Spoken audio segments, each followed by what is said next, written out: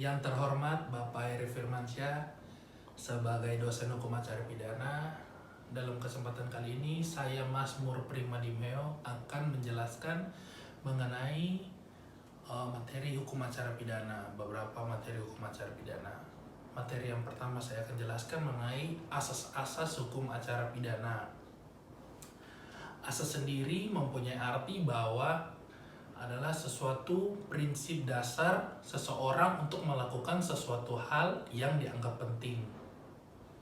Ya, kita masuk dalam asas-asas hukum acara pidana. Asas yang pertama yaitu asas legalitas. Arti kata legal sendiri berasal dari bahasa Latin yang mempunyai arti bahwa resmi atau syah menurut undang-undang. Asas legalitas sendiri mempunyai pengertian bahwa tiada satu perbuatan yang dapat dipidana sebelum adanya dasar hukum atau undang-undang yang berlaku. Jadi contohnya seseorang yang mencuri, jika undang-undang atau dasar hukum itu tidak ada, berarti orang tersebut tidak dapat dipidana atau dipenjara. Yang kedua, asas yang kedua yaitu asas oportunitas, yaitu suatu asas yang dimana penuntut umum dilarang untuk menuntut yang karena penuntutannya itu dapat merugikan kepentingan umum. Asas ini sangat bertolak belakang dengan asas legalitas, karena kalau asas oportunitas itu mengedepankan kepentingan umum, sedangkan asas legalitas itu mengedepankan kepentingan hukum. Yang ketiga, asas peradilan cepat, sederhana, dan biaya ringan. Dalam asas ini, tersangka berhak diperiksa oleh penuntut umum, lalu selanjutnya diberikan kepada penuntut umum. Asas ini mempunyai dasar hukum dari Undang-Undang Nomor 8 Tahun 1981. Yang keempat, asas praduga tak bersalah. Asas praduga tak bersalah yaitu seseorang yang dituntut atau seseorang yang dihakimi tidak diwajibkan untuk dianggap ia telah bersalah sampai peradilan memutus secara resmi orang itu telah bersalah. Yang kelima, asas diferensiasi fungsional, yaitu bahwa tiap aparat penegak hukum atau para pihak yang berwajib dalam sistem peradilan pidana mempunyai tugasnya atau sistemnya masing-masing. Jadi tiap aparat itu mempunyai kewajiban dan tugasnya masing-masing. Yang keenam, asas lex scripta. Asas lex scripta itu mempunyai pengertian bahwa berarti bahwa hukum acara pidana itu mengatur proses beracara dengan segala kewenangan yang ada harus tertulis. Dan asas ini juga menggunakan prinsip bahwa hukum acara pidana itu harus ditafsirkan secara ketat.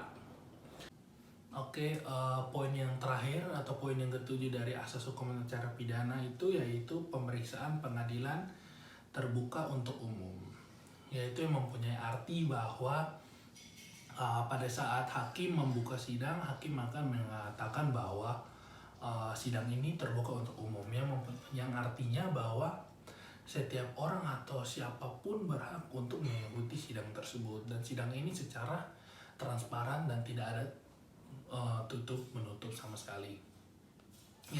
Dan dalam sidang terbuka ini mempunyai pengecualian, yaitu pengecualian yang misalnya sidang tertutup itu berarti hanya menangani masalah mengenai kasus HAM, kesusilaan maupun terdakwanya anak di bawah umur. Sekian dari materi yang pertama. Kita langsung lanjut ke materi yang kedua, yaitu mengenai terjadinya tindak pidana dari 4 kemungkinan. Yang pertama, materi yang pertama, poin yang pertama yaitu kedapatan tertangkap tangan. Kedapatan tertangkap tangan yaitu tertangkapnya seseorang pada saat melakukan suatu tindak pidana atau tertangkapnya seseorang pada saat segera melakukan tindak pidana. Dan para penegak hukum atau aparat penegak hukum mendapatkan suatu bukti yang kuat, yang dimana ia memakai bukti tersebut untuk melakukan tindak pidananya. Dan yang kedua yaitu karena laporan, dan dasar hukumnya itu ada di dalam pasal 1/24 Kitab Undang-Undang Hukum Acara Pidana. Dalam maksudnya dari karena laporan ini karena adanya pemberitahuan dari seseorang ataupun masyarakat yang memberitahukan kepada aparat penegak hukum atau pihak yang berwajib karena ada suatu yang diduga ada suatu peristiwa pidana yang akan terjadi maupun sudah terjadi.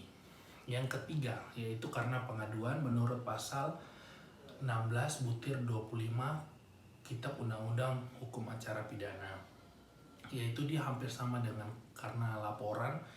Kalau karena pengaduan itu bedanya adalah seseorang memberitahukan dengan disertai permintaan kepada pihak yang berwajib atau pihak yang berwenang.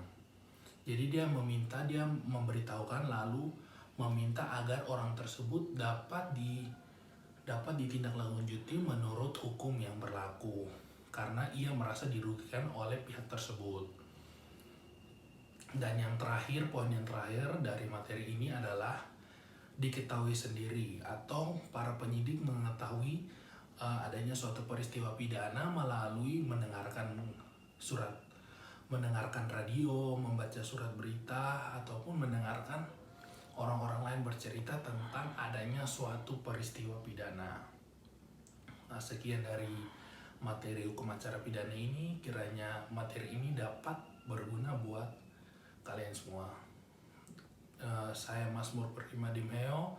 Sekian dari saya. Terima kasih.